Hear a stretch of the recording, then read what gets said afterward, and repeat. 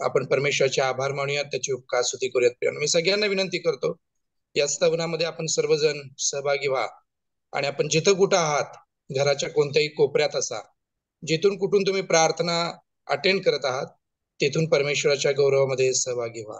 Hallelujah. येशू देवाच्या गौरवी प्रकाशाची जगभर पसरलेली छटा आहे. येशू देवाच्या पूर्णतेची जिवंत अशी छबी आहे.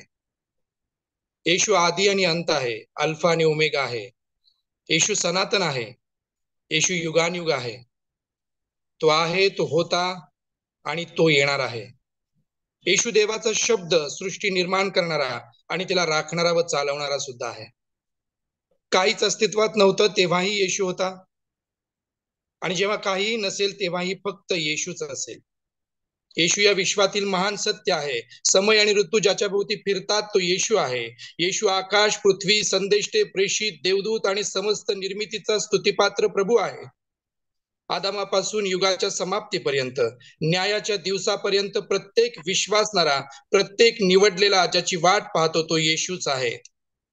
अब्राहमाला ज्याच्या दिवसाची वाट पाहायची इच्छा होती तो येशू आहे. अब्राहमाच्या आधीचा देखील येशूच आहे. येशू राजांचा राजा आणि प्रभूंचा प्रभू आहे. सर्व गौरव, बल, संपत्ती, ज्ञान, सुज्ञता, अधिकार, मान, सन्मान, स्तुती, आराधना घेण्यास येशू एकमेव पात्र आहे. जगातल्या कुठल्याच तराजूत त्याचं सामर्थ्य, अधिकार, गौरव मोजलं जाऊ शकत नाही. तो येशू आहे. त्याच्या दयेला, कृपेला, कळवळ्याला कुठलंही मोजमाप नाही. तो येशू आहे. जगात असं कोणीच नाही जो त्याचा विचार व त्याच्या योजना पारखू शकेल. त्याला दोषी ठरवेल असा देखील कोणी नाही. येशू देवाचा पुत्र आहे. तो पाप्यांचा उद्धारक आहे. तो अतुलनीय व त्याच्या सम कोणी नाहीये. तो दुबळ्यांचं सामर्थ्य, गरिबांचा, विधवांचा कैवारी आहे. संकटात सापडलेल्या प्रत्येकाचा मुक्तीदाता तो आहे. तप्त भट्टीतून त्याच्या लोकांना सोडवणारा देखील येशूच आहे. रोग्यांना आरोग्य देणारा, आंधळ्यांना दृष्टी देणारा, मुक्या बहिऱ्यांना बोलायला लावणारा, लंगड्यांना चालवणारा, पक्षघाती माणसाला बरं करणारा, भूते, दुरात्मे, दुष्ट आत्मे काढणारा, कुष्ठरोग्यांना बरं करणारा आणि मेलेल्यांना जिवंत करणारा देखील येशूच आहे. येशू बोलतो तेव्हा द्राक्षाचा, पाण्याचा द्राक्षरस होतो. तो आज्ञा करताच समुद्र, वादळ, वारा शांत होतो. तो बोलला तर पर्वत व टेकड्या आपल्या जागा सोडतात. तो पाप्यांना क्षमा करतो, बंदिवानांना बंधमुक्त करतो. तो ज्ञानाचा झरा आहे. तो मुक्तीचा मार्ग खरा आहे. तो जीवनाची भाकर, तोच जीवनाचं पाणी आणि जीवनाचा प्रकाश आहे. प्रभू येशू जीवन आणि पुनरुत्थान आहे. तो उत्तम मेंढपाळ आहे जो आपल्या बकऱ्यांसाठी आपला प्राण देतो. तो अद्भुत मंत्री, समर्थ देव, सनातन पिता आणि शांतीचा अधिपती आहे. त्याचा बोललेला एकही शब्द विफल होऊन परत जात नाही. जो तो ठरवतो ते घडतच घडतं. त्याचे जू हलके व सोयीचे आहेत. त्याचा सामना करणारा कोणी नाहीये. कोणीच त्याचं अस्तित्व, त्याचा विचार आणि त्याचा शिक्का पुसून टाकू शकत नाही. युगानयुग राहण्यासाठी त्याला कोणाचीच गरज नाहीये. हालेलुया. परमेश्वराची उपकार स्तुती करूयात, कारण परमेश्वर फार महान आहे. आपल्या प्रत्येक परिस्थितीपेक्षा परमेश्वर मोठा आहे. आपल्या जीवनातील प्रत्येक संकटापेक्षा परमेश्वर फार गौरवी आहे आणि तो आपल्यावरती प्रेम करतो. स्तोत्र संहिता 144 मध्ये सांगितलेलं आहे, हे परमेश्वरा, मानव तो काय की तू त्याची आठवण ठेवावीस, मनुष्य तो काय की तू त्याच्याकडे लक्ष पुरवावेस. हालेलुया. असा देव जो आम्ही पापी असताना सुद्धा, आम्ही चुकलेलो असताना सुद्धा, आम्ही त्याच्यापासून लांब गेलेलो असताना सुद्धा आमच्यावरती प्रेम करतो, आम्हाला पुन्हा जवळ करतो, पुन्हा आमच्यावरती तितकंच प्रेम करतो. आणि म्हणून आपण प्रत्येक जण परमेश्वराचे आभार मानूयात आपल्या जीवनासाठी. परमेश्वराची उपकार स्तुती करूयात. हालेलुया. मैंने पूछा प्रभु से, तू क्यों करता मुझसे इतना प्यार.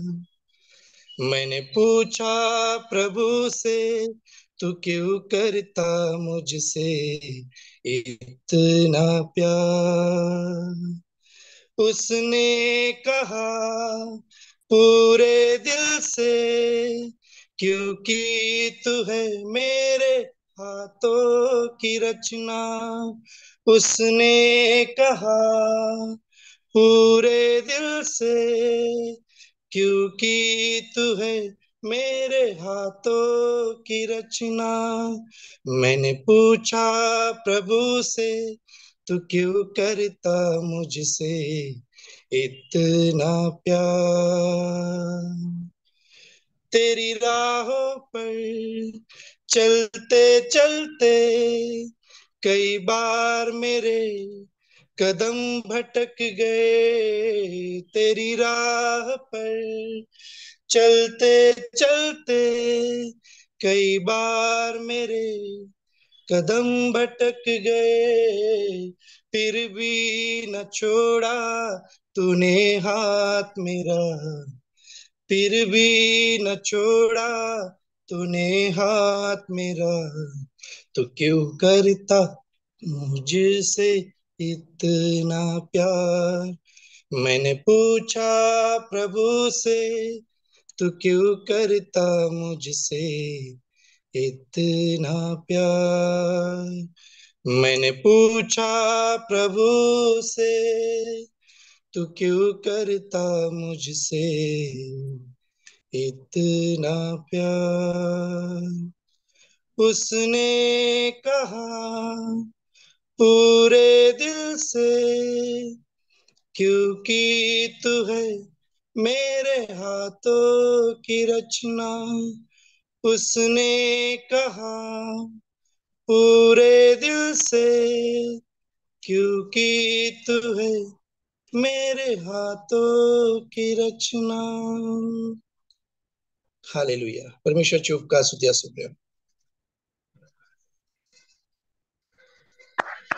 आपण परमेश्वराचे आभार मानूयात, त्याची उपकार स्तुती करूयात प्रिय. मी सगळ्यांना विनंती करतो, या स्तवनामध्ये आपण सर्वजण सहभागी व्हा आणि आपण जिथं कुठं आहात, घराच्या कोणत्याही कोपऱ्यात असा, जिथून कुठून तुम्ही प्रार्थना अटेंड करत आहात, तिथून परमेश्वराच्या गौरवामध्ये सहभागी व्हा.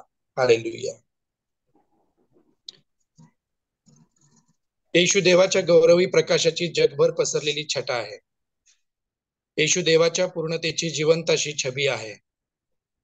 येशू आदी आणि अंत आहे, अल्फा आणि ओमेगा आहे. येशू सनातन आहे. येशू युगानुयुग आहे. तो आहे, तो होता आणि तो येणार आहे. येशू देवाचा शब्द सृष्टी निर्माण करणारा आणि तिला राखणारा व चालवणारा सुद्धा आहे. काहीच अस्तित्वात नव्हतं तेव्हाही येशू होता, आणि जेव्हा काहीही नसेल तेव्हाही फक्त येशूच असेल. येशू या विश्वातील महान सत्य आहे. समय आणि ऋतू ज्याच्या भोवती फिरतात तो येशू आहे. येशू आकाश, पृथ्वी, संदेष्टे, प्रेषित, देवदूत आणि समस्त निर्मितीचा स्तुतिपात्र प्रभू आहे.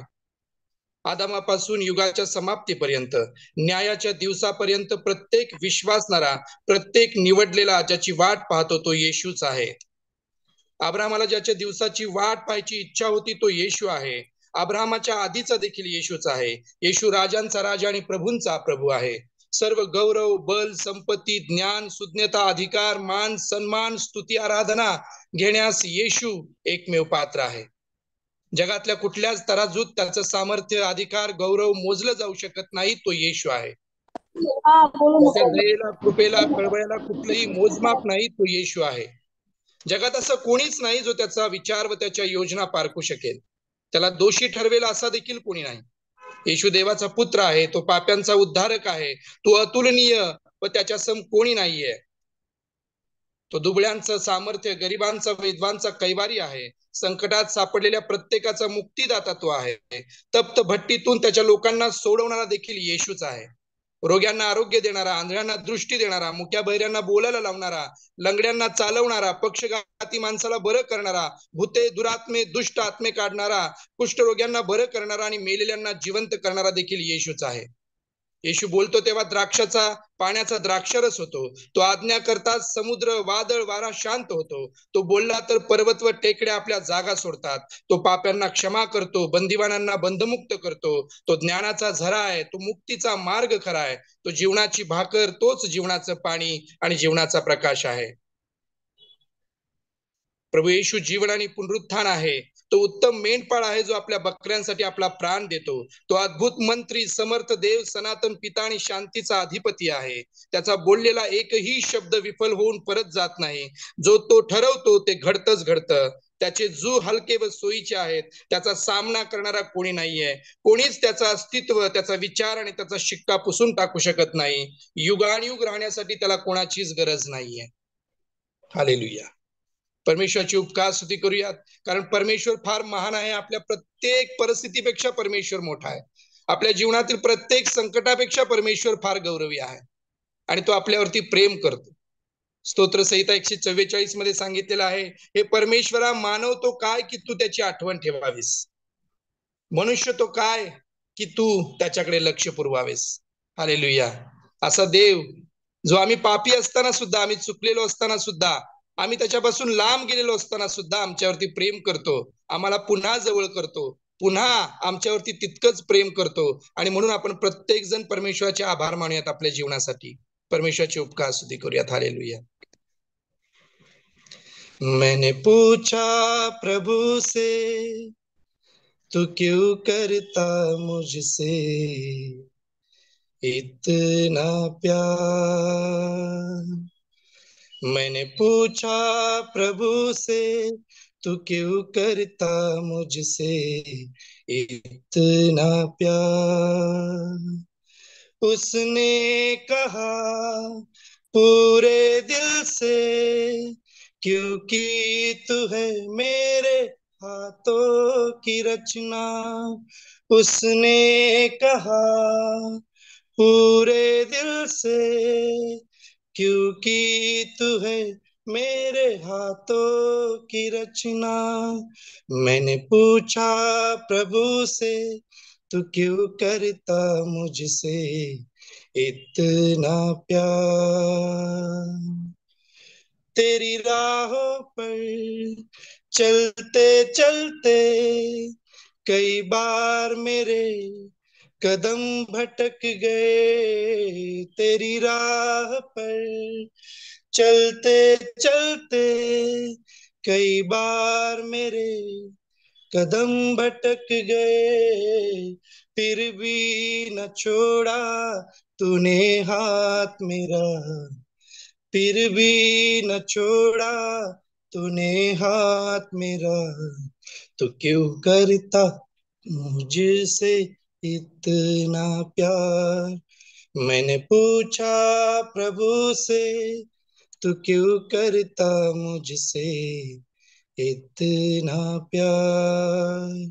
मैंने पूछा प्रभु से, तू क्यों करता मुझसे इतना प्यार। उसने कहा पूरे दिल से, क्योंकि तू है मेरे हाथों की रचना।